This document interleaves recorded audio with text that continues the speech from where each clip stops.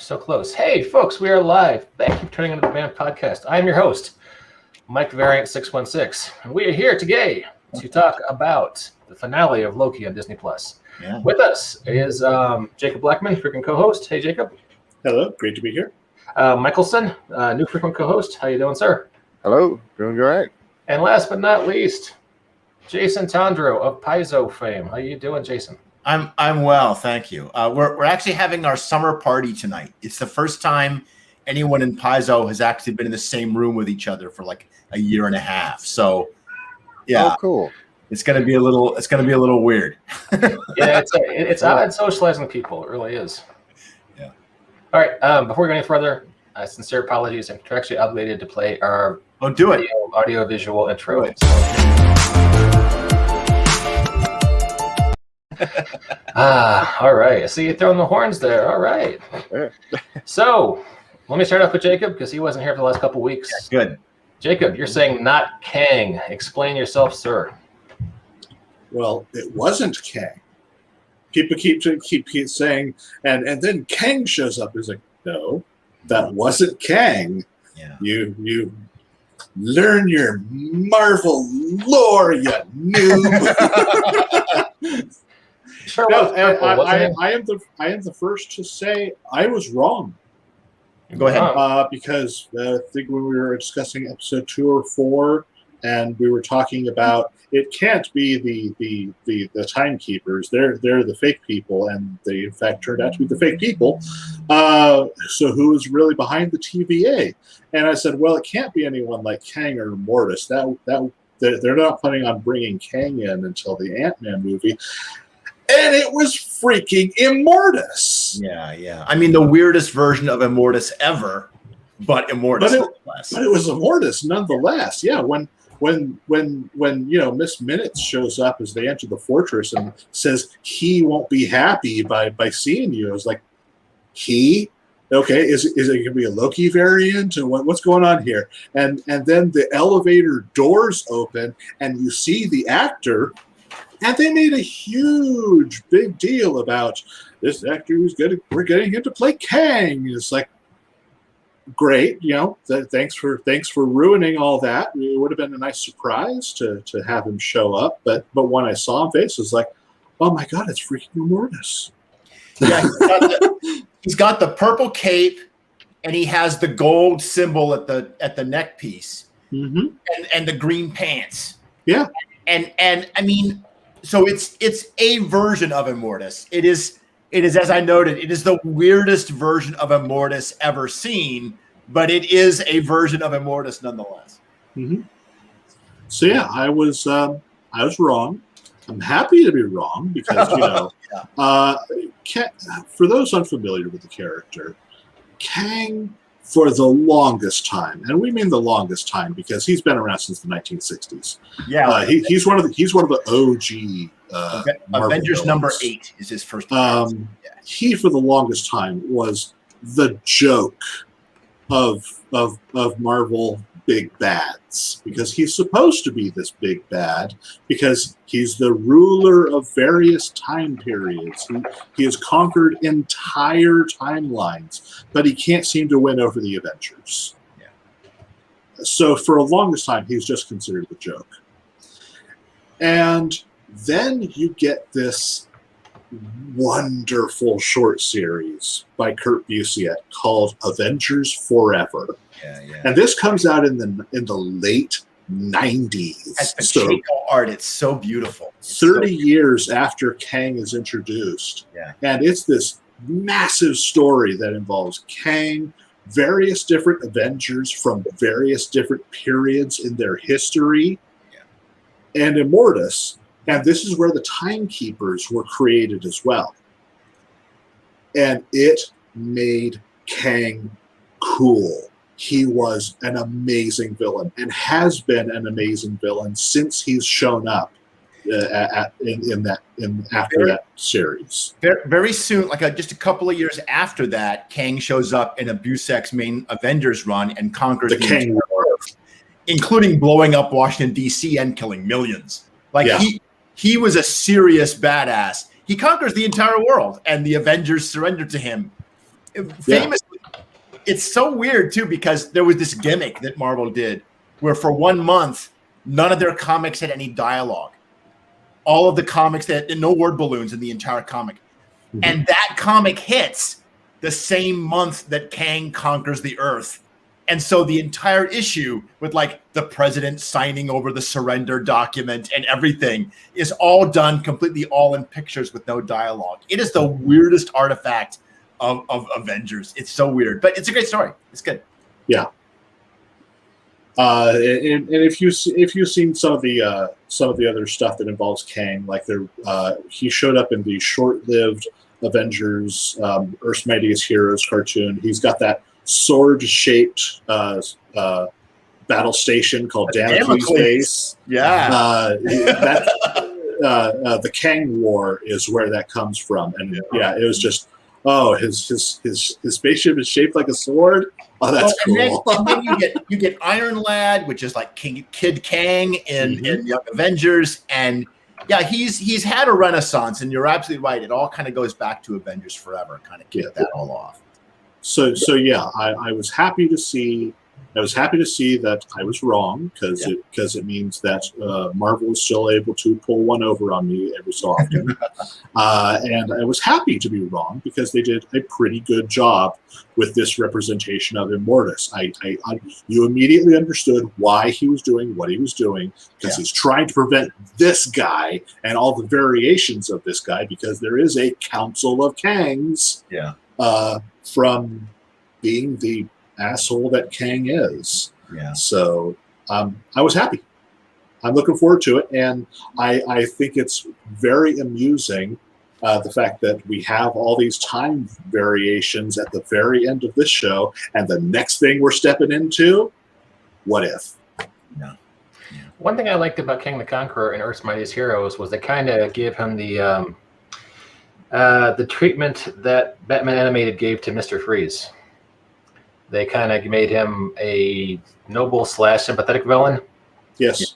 He was doing it for the love of his life, who was wrecked by something. So it was, there was a time wave that was destroying his time. That was the direct result of something that Captain America had done in the modern era. That's why he was attacking. Yeah. The version of Kang that we get in Avengers Forever and the Avengers main book, though, Ravonna is all like past tense for him. He's really just a conqueror. Like he lives to conquer, and that's kind of his reason for existence, which leads to tragedy when he's forced to execute his own son for treason. So it's been interesting stuff. We'll see. It'll be interesting to see where they go with it. In Ant-Man and in the rest of Generation 4, Wave 4 of the Avengers films. Michelson, what do you think about this show? I had to watch it twice. I liked a lot of things that happened. There's a couple of things that I'm just not a big fan of the specific portrayal of insanity.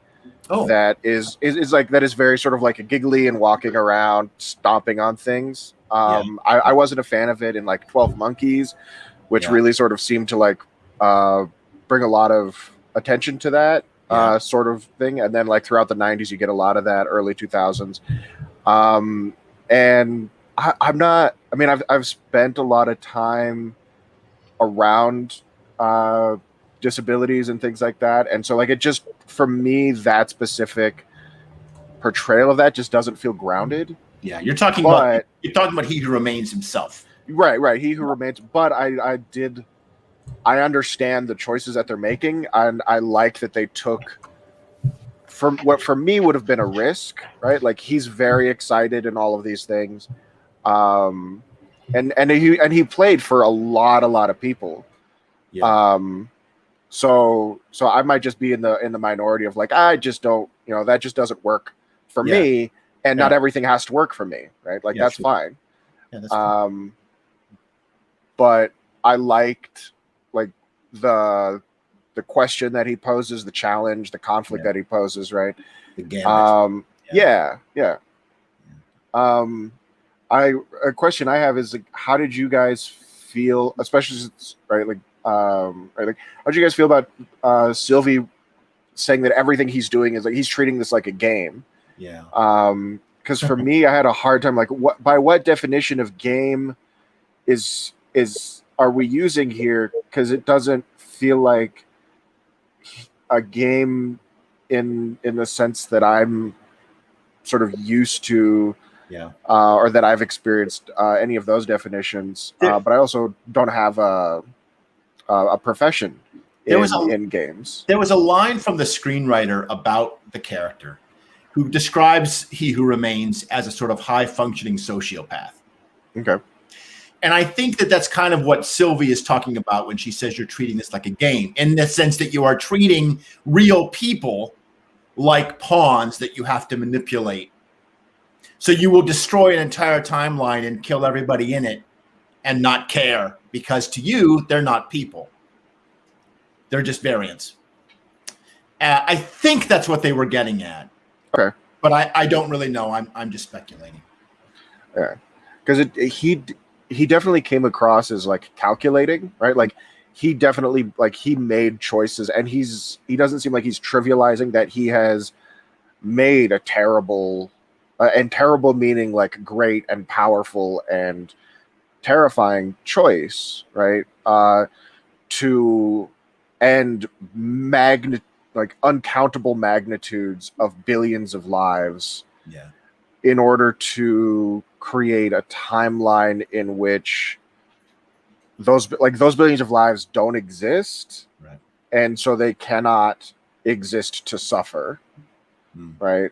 Yeah. The horrors of war, right? Like people who were never born to then lose all of these people and suffer all of these terrible consequences is a choice. I don't think. I think that he suffers and cannot bring himself to like undo, right? Like, because if he allows himself to feel regret about that decision, then that becomes something he's willing to stop and to undo, right? The show embraces the idea that he is a bad guy. He says, we're all villains here. You came here to stop the devil. He frequently refers to himself as a bad guy. Right. I'm not so sure that he pruned all of the other timelines in order to prevent suffering of all the billions of people that lived there. I think he pruned those timelines so that he could be the only Kang, right? And I guess what I'm saying is I just don't think he feels as guilty as you do. Okay. Well, no, he knows he's a villain, but he's doing it for the greater good. Yeah, maybe. As is said by a popular movie. If he really felt that strongly about the greater good, he wouldn't have let Loki and Sylvie make the choice. No. But that was what was exciting to him. That was what was exciting to him, and because he'd never had the option, for anything that he hadn't foreseen to occur. I'm gonna go off on this show for a minute. Okay. I liked it. I mean, the whole series, the whole run was very well written. It's thoughtful. It's got a great mood and tone to it. I've been listening to the music a lot. Like, it's a very well constructed and entertaining show. But nobody wins in this show. Loki, the god of betrayal, is himself betrayed. Sylvie stakes everything on her belief that He Who Remains is lying, and he's not.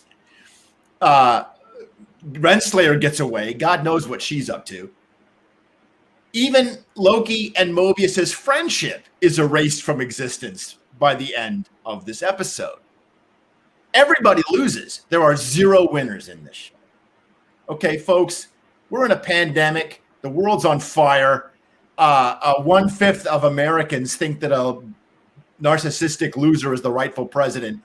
I would like a little bit of happy ending. I think I'm ready for some happy ending.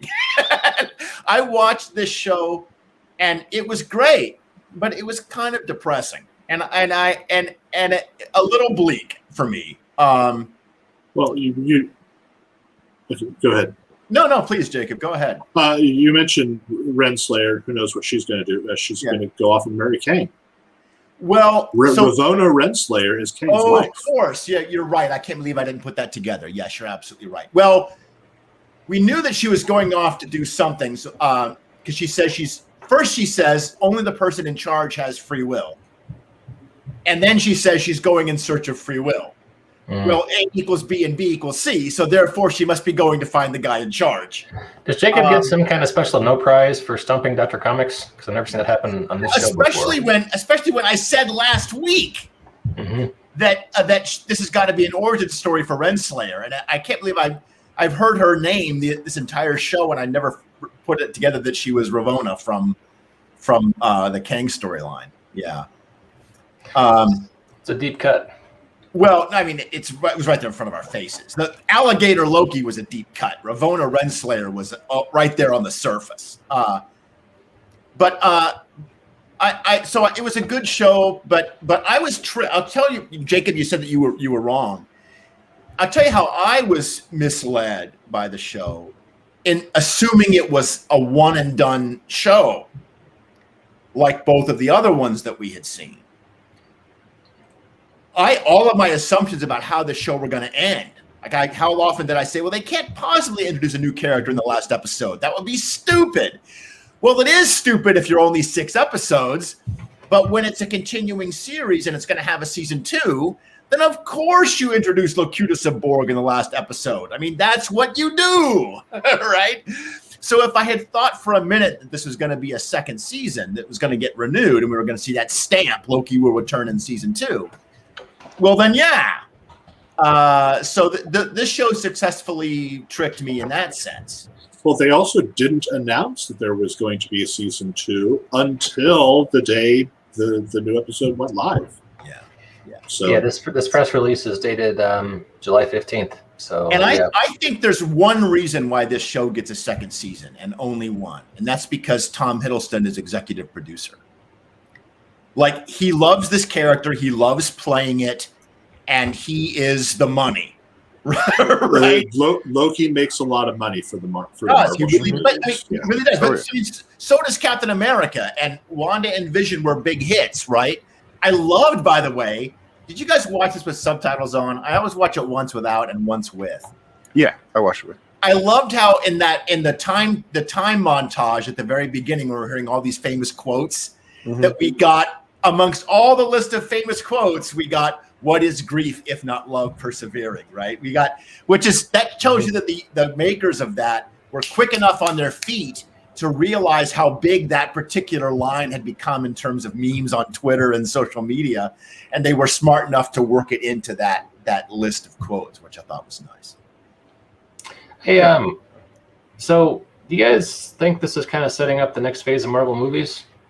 You know, because we've got a whole bunch of multiverse craziness coming up. Yeah. No, this is like I said, this is directly responsible for what's going to be coming up next. All the multiverse stuff. The next series is What If, despite what What If looks like, the fact that it looks like it's going to be a bunch of series that have nothing to do with each other, I think they're going to find some way to piece the stories together over the course of the entire series to where they will somehow interact.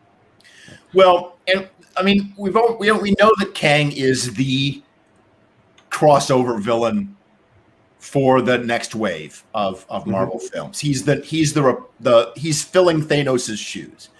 And all of the films that we've seen have really tapped into this multiverse phenomenon. That's the thing. And even Wanda and Vision, which did not go into the multiverse, but which the multiverse is the solution to Wanda's problem, right? She wants her kids back.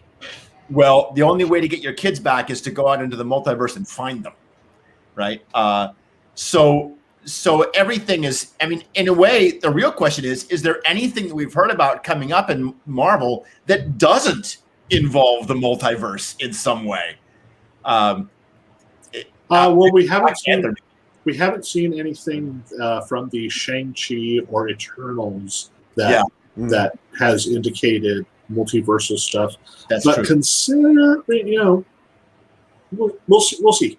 Yeah. Well, Thanos. It took years for Thanos to show up, right? We had that. We had that profile cameo in at the end of Avengers, the first one, and then it was a very slow burn for those. So yeah. This is all big setup. Big setup. All right, cool. Yeah. Is it possible that I'm sorry, Michelson, go ahead. I was going to say, I mean, in continuing sort of talking about What If, I think it's a brilliant way to pitch to all of the millions of fans what kind of spin-off movies do you guys really, really want? Because whatever sort of blows up in What If, right? Like, maybe if there's money to be made, will they go for it and try to make that money if they can get those contracts and things going without having to ever initially commit to doing any of those, right? It's a good way to test drive things. To a great extent, a lot of people have said that's in many ways what comics themselves have become, is a lab for testing out stories and ideas that you later make into movies, right? I'm not sure how much I agree with that. I think some comics are made that way. That's why DC hires Brian Michael Bendis so that he can write, a Superman movie that doesn't stink. But I do like, for example, if I was in charge of What If, and nobody asked me, but if I was, and some tragedy happens, like Chadwick Boseman dies, and you're like, okay, well, who's going to replace him as Black Panther? Well, shit, use What If to do that, right? Like do like a version in which Chani becomes Black Panther or something, and see how the fans like it. Now, production schedules mean you can't really do that in this case because they got to make the movie. They can't wait any longer, or they chose not to wait any longer. But that's just an example, right? Like you can, Peggy Carter's series got canceled after 2 seasons. Is there demand for her? Like, if we bring her back, are fans going to bite? Give her a What If. See if Captain Britain gets eyes, and if they do, then maybe they can bring her in for a one shot, right? Maybe she cameos in an Avengers spin-off movie or something, and then we see if we can spin her off into a 6-episode series down the road. Like, who knows, right? Can I pitch you something, Jason? Yeah. Cold War Avengers. Peggy Carter. For sure. Steve Rogers. The Agents of Atlas. Yeah. And you could even Ant-Man and Wasp. Sorry, go ahead. You could even use the elder Black Widow that we saw in the Black Widow film, right? Melina. Helena. No, what's the actress's name? Rachel Weisz. Rachel Weisz. Yeah, I really felt like Rachel Weisz's portrayal in that film, especially when she's in the suit and everything, was sort of like their attempt to squeeze in early Natasha, right, from the 60s and 70s era. You could do a whole Avengers Agents of Atlas or whatever you want to call them. They can't call them the Avengers, presumably. But yeah, you could totally do that. And they've got the challenge is, I guess, do they want to try and de-age people, or do we want to cast young actors for it? Right? Yeah. It's always a possibility. The other thing I think, which is an interesting bit of marketing on their part, is the upcoming release of the Marvel RPG, which is magnificently titled the Marvel Multiverse RPG. Right. So they're right out saying this isn't the Marvel universe. This isn't the Marvel Cinematic Universe. This isn't any particular cartoon universe. This is any Marvel that you want to make it. Yeah. You can play with any of the multiverse toys. Did you notice? Excellent marketing there. Did you notice the name of the stats all add up to the name Marvel? Yeah. Yeah. Which is a way to compete with Face Rip, I think, right? With those, Michelson, you probably don't remember, but the original Marvel Superheroes role-playing game is famous amongst gamers because of its attribute system, which had fighting, agility, strength, and so on. And the first letter of every one of those words added up to the name Face Rip, which is stupid and means nothing, but it's become a great short version abbreviation to refer to the entire game system, which was very beloved by some people because the idea was very simple. It was like basically everything you want to do in the entire game has one table. And so you got like one table and you just compare your numbers against a thing and green, yellow, or red, and you have to roll, right? So it was a very simple concept. So how do you capture that magic? Well, now we're going to make a Marvel RPG, and your stats are might and agility and resolve and whatever. I don't remember what they all are. But they add up. I thought it was brilliant. It's a gimmick. It's a gimmick. I'm cautious. I'm a little cautiously skeptical about the game. I want to see it, of course. I guess we're getting a starter box or some kind of test drive game. Yes, there's a preview. There's a preview game that you can purchase. I think a playtest game for $20 that you can currently purchase on their website. I don't think pre-order. I'm not sure. I'm not sure it's out yet, but I know you can pre-order it. Yeah. But I'm a little skeptical. I have to apologize. I'm sorry. I'm showing off the Phase Rip Master Universal table just so people can see what they were missing and not feel so bad for sure. Like for those of you that aren't like, this thing goes back to the early 80s. This is the first game I played. I used to play this thing when I was in high school. And, this is the very first RPG I ever played. Yeah. Well, I wasn't even a twinkle in anybody's eye when this happened. I caught the last 6 months of the 80s, and that was it. It was a surprisingly well-supported game. There were many adventures, many source books for it. They wrote up stats for every character in the universe. It was, it was not a complicated game at all. Like adventures were like, okay, fight, talkie scene, right? Like it was very straightforward. But some of the source books were particularly well made. The book on magic, for example, somebody went through and literally found every single spell Doctor Strange had ever cast in the entire Marvel canon and wrote it up in that book. And that's fantastic. For canon nerds like me, yeah, like sure. I could read that shit forever. And the character books were basically official handbooks of the Marvel Universe, because not only would it have the stats for all the characters, their powers, but there would be the entire background section and personality. Here's how they act. Here's how they are. Here's all the people they know and interact with and contacts. And here's all the background and everything they've done in the Marvel Universe. Like a lot of Marvel games, it was very readable in addition to being very playable. That's interesting because those are different audiences. A lot of people buy games and they never get a chance to play them. They may not even want to play them. They buy them to read because they're fun to read. You know, I got an interesting statistic for you. Go ahead. Over 80%, maybe 90% of the games on Steam. It's a popular video game streaming platform. It's where you get, like, say, Half-Life, if you want to play Half-Life. It's less than 5 minutes of play. They sell lots of games on Steam. Most of them never get played longer than 5 minutes. Everyone goes back to Call of Duty or something like that. And that got me to think about, as an RPG designer and publisher, you have a sobering moment when you think about how many of your books are just sitting as unopened PDFs on someone's laptop or as unopened, POD volumes on someone's shelf. But what I want to see, we've gone pretty off topic from Loki here. We should probably get back at some point. This is true. What I want to see from this Marvel Multiverse RPG is something that lets me run superheroes in a cinematic universe rather than a comic book universe. Those stories, those action scenes play out very differently. If I'm trying to simulate, there are a bajillion comic book simulators out there. Very, very good ones. Very, very good ones. But there have been 3 more published since we started this podcast, by the way. Yeah, seriously. But there are no cinematic superhero simulators. The closest you get is something like the Smallville RPG, which is designed to simulate like superheroic soap opera, right? Which does some really interesting things, like the fact that your character, your superpowers are kind of irrelevant in how you get things done in the game because it's not about that, right? Yeah. Anyway, so that I'd like to see that. I don't know if we'll get it. we should probably reel back to Loki at some point. What have we not said about the show?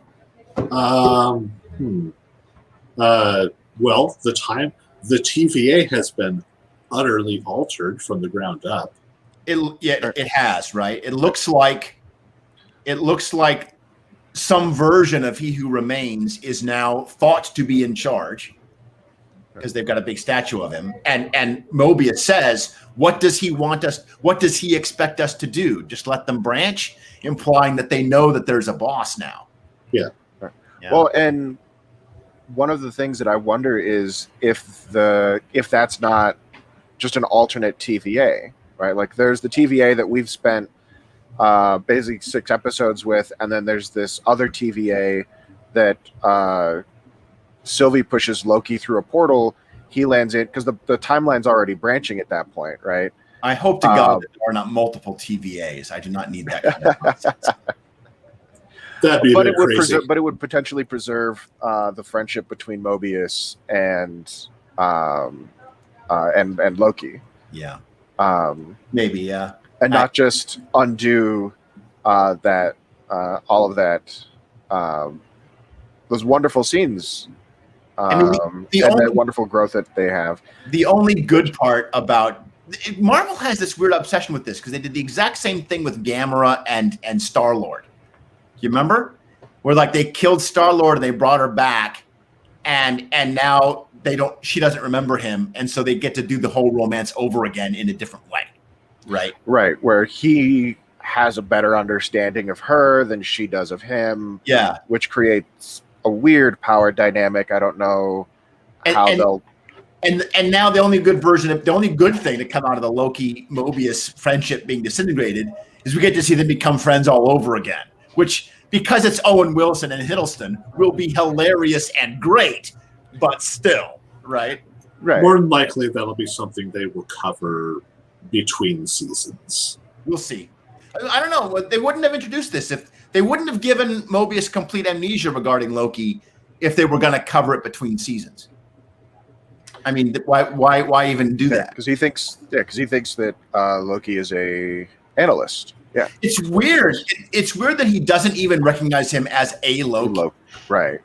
There's something weird going on. Like maybe when the time stream fractured or something. Like there's something weird about how like maybe Loki is no longer a problem. I don't know.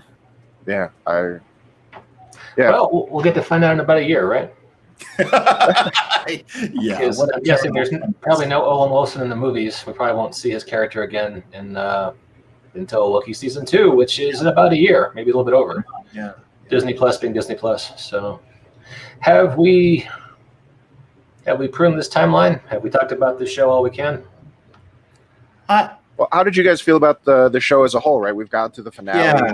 Right. There's how does the finale not just work as an individual piece of that puzzle, but now that we have the whole puzzle, right? How does I have some questions for you guys. Okay, so I was watching it again, and there's the scene where Renslayer calls in help. She calls in a security guard, and Mobius says, that's not going to work because now that we know your secret, okay, it can't just be that she's a variant because they're all variants. Then we see B-15, and they find Renslayer a teacher in, I think, Ohio again in like 2 years ago in 2018. It seems so long ago, though, doesn't it? Say that again? The before times. Yeah. 2018 feels like a long time ago. Yeah. And she comes in and B-15 says we have a lot to talk about. Okay, is there something in that scene that I'm missing? Like when they say your secret, what are we talking about? What does Renslayer have some secret other than the fact was pretty much the one person who was going up and talking to the timekeepers. Yeah, and she thought they were. I think what the secret is because she goes to the high school that the pen is, right? The pen, right? So she knows that she's known since she's had that pen that she's a variant, And the other guys who she had shown up with Sylvie to capture arrived like at the end of that scene, and so B-15 is the reason it's not going to work is because B-15 is revealing to them that the secret of everything, which is why calling them in won't work. Either I think they're not there, and B, they now have to contend with learning that all of the dogma is a lie. And here by learning, like, here's Renslayer, here's Ravonna, and I think she's like an assistant principal or something, because she's still in an administrative position. So there's still sort of that through line that's happening. I suspect maybe that the secret is that Ravonna, who's an assistant principal in 2018 Ohio, has information, and is maybe the analyst that is helping. Like she's doing something with the TVA, and for whatever reason is still maintaining her job as an assistant principal, maybe to continue to keep covering up something, to prevent future branches in the timeline, so that she can have some sort of impact without creating stuff, which now she can do whatever she wants because there's a bajillion multiverses with a TVA that's still sort of running around doing stuff. Whatever the TVA is gonna do now, right? Now that preventing a multiverse, that ship has sailed. Presumably, their mission is now stopping alternate versions of Kang. That would be cool. But especially since we now know he can be killed by a sword. Jacob, he can just be stabbed. I had a question for you, and you know Kang better than anybody. When He Who Remains is doing his little demonstration with the little mud statues, the Kangs in that all have the scepters that the TVA uses with the glowing rod, the glowing thing at the end. Is that a Kang weapon? Like, does Kang use a baton? Kang uses whatever weapon he needs at the time. I know. Kang famously just summons weapons. He brings up blasters, swords, whatever he happens to need at the time. So he's a time traveler, so it could be anything. So the baton is not a distinctive Kang weapon. Let me look up something. You brought something in mind. Let me look it up and see if it might be something from Ramatut. Oh, Ramatut. I was skeptical that they would do Ramatut, but because the actor is a Black American actor, he can play a Egyptian pharaoh with some level of authenticity. And we did see the Sphinx in the void, so maybe we will get Ramatut in his flying Sphinx spaceship. I wanted to acknowledge Dale Russell, longtime viewer, who was commenting, saying the show was okay, had moments, but overall felt the plot does not make sense. And I have to say that's probably a fair criticism of a few different Marvel shows. But also, thought the character building was a waste and lost in the ending. And I'm afraid you might be right about that too. That's kind of my pet peeve about Marvel shows now, is they set up some cool stuff, they don't pay it off. But we got season 2 coming, so maybe we'll be happily proved wrong. Jacob, you were saying? Well, ultimately, yes, I agree with Dale in that there is an intrinsic problem with the way this series was executed. It is the same problem I had with the second Pirates of the Caribbean movie. Okay. It is not a standalone piece of work. You can't watch it without having to know what came before. And the ending of the series is only there to set up what's going to come next. Right. It is not a standalone beginning, middle, end story. It's I did read someone suggested that basically the television series has now become what continuity is to the comic books, right? Like, you can't just read a lot of these books on their own anymore. You have to know 10 years of continuity or more, and everything is setting up the next big summer crossover event. I definitely see where you're coming from, Jacob. I liked the show better than Dale. I didn't really have a problem with the plot. It's a time travel show. It's never going to make sense. Yeah, I still found it entertaining, and all time, anytime you're dealing with time travel, it's going to boggle. The only consistent time travel that I have ever seen is the first Terminator movie. Sure, the first one, and the entire Back to the Future trilogy. Yeah. Well, John Rogers, he says every time travel story is a complete prestidigitation magic trick. Like none of it makes any sense. The only thing that you can do as the creator is tell the audience how time travel works in this story and then stick to it, right? But ultimately, you have to just hope that the audience suspends their disbelief and goes along on it with you. And I love time travel stories. Like I have a crazy love for time travel stories. And one thing that just makes me happy is this series validated what I believed was going to happen at the end of Avengers Endgame. Oh, look, they played with time travel. That means the next big bad who's going to show up will be Kang. Yeah. Michelson? Yeah. I think we get a little bit of where character development doesn't end, but I think for the most part, I think the only person for whom that really winds up mattering, I think, is Owen Wilson's character who gets amnesia. But Loki still Loki's growth is not undone. He still has more. He has more to do. He has a friendship to remake, but his growth into trying to become his growth through all of these things, that isn't undone. That still happens. And for me, it doesn't bother me as much that I think Loki works as a standalone piece. I think it still for me, it works like it's a puzzle piece in which you can see a complete picture in that puzzle piece, right? Like there is a full and complete thing here, and that thing connects to a larger picture, but it is a full and complete unit, right? Like we get that picture there. That picture, in order, if you want to see that larger picture, yes, you need to consume all of the things. You need to continue, right?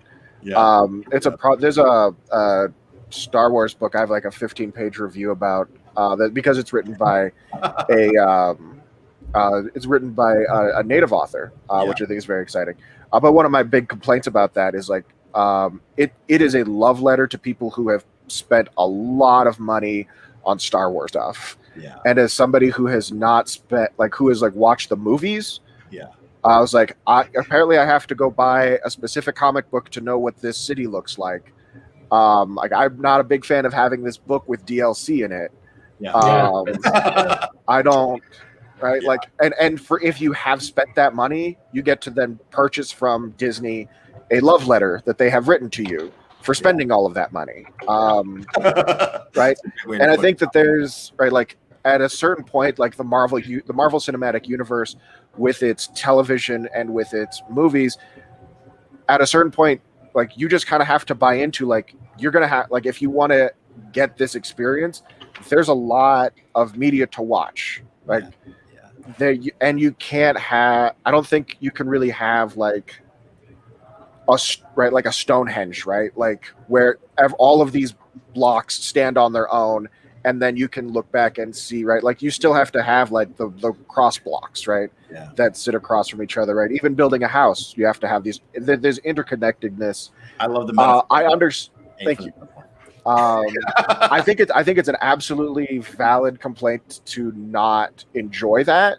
But I think as a complaint, and so it doesn't. It's not something that bothers me. And I think that's a thing that they are doing on purpose and intentionally to create a film, a TV show where you can watch the TV show, and there's going to be I don't know who Loki is, right? People who this is their first experience with Loki, and they still give you hey, sit down. We're going to do a highlights reel of who this person is. Highlights reel of his life. Right? Like, you're still going to get that. Episode 1, here's a highlights reel. Yeah. Here's your introduction to who this guy is. And so it's a complaint that I've seen a lot that does not, for me, it doesn't hold water. I can understand how it bothers other people. Yeah. For me, it's a feature and not a bug. There's this one moment in the show that we just watched. Mm-hmm. Loki has come through the time travel door. The next time we see him, it's got no dialogue. He's just looking at the camera and he's trying not to cry. Right? Because Sylvie has. I love that line when she said, because he says, you're incapable of trust and I can't be trusted. Mm-hmm. And I love that. Such a great, beautiful synopsis of both of their characters' great flaws. Like, if this was a game, that would be the weakness on their character sheet, right? I cannot trust, and the other one would have, I can't be trusted. And so, of course, they're a perfect pair for each other. And he trusts her, but she still has to be selfish. She has to place her own desire for revenge over Loki. Sylvie, as much as I love the character, and did they not do a phenomenal job with Sylvie in this episode? Yes. She's such a great character. I love her. She's the bad guy. She's the one that insists on killing this guy. Even when, like, she's so convinced of her own rightness, and she kills him just to kill him, just to, like, to get revenge for all of those years of being on the run and all those years. It's well done. But when Loki is like, he's there, we see that shot of him, and Hiddleston sells it so well. Loki has opened his heart to someone. He has allowed someone in. So it's no longer all about him. It's not, he's not as selfish as he used to be. He can extend his desire to care to other people instead of it all about him, And she stabbed him for it. She rejected him. And they make you feel bad for Loki, and that's not an easy trick. Hey, I just wanted to share something. I started to share it when Michelson was talking, and then I thought I should take it down so I didn't take away from what he was saying. This is a thing that actually exists on Disney Plus right now. You can go and watch this cartoon if you haven't yet. So it's not bad, and Tom Hiddleston does the voice of Loki. So nice. It might be worth your time. So hey, looking forward to season 2. And I'm sorry, this is stupid, but that's exactly my flavor. What is it? It's a Doctor Who Loki crossover comic. Okay, so very good. Yeah. So hey, we can do this again in a year and see where they go with it. If you are a viewer and you're saying, hey, I want some of that superhero role-playing goodness, where can I get it? I've got a link in the comments where you can pre-order for $10 the Marvel Multiverse RPG. And if you do with that little referral code I put on there, the BAM podcast gets like 25 cents, and that helps pay for my Fabergé egg habit, and those aren't cheap. So thank you very much. And another way you can help support the BAM podcast is signing up to the BAM podcast Patreon. This is true. We have a Patreon. You can go there, or because we're hip, buymeacoffee.com/BAM podcast, because Mike drinks caffeine. If you like this level of energy in the show, help me. There's a slightly higher tier called Buy Me a Line of Coke.com. My energy. It's just 7 cans of Coca-Cola in a row. No caffeine necessary for this level of Tondro enthusiasm. No level of caffeine. This is why I like hanging out with all these people. All right. Well, hey, outro music. Contractually obligated. Just 1 second.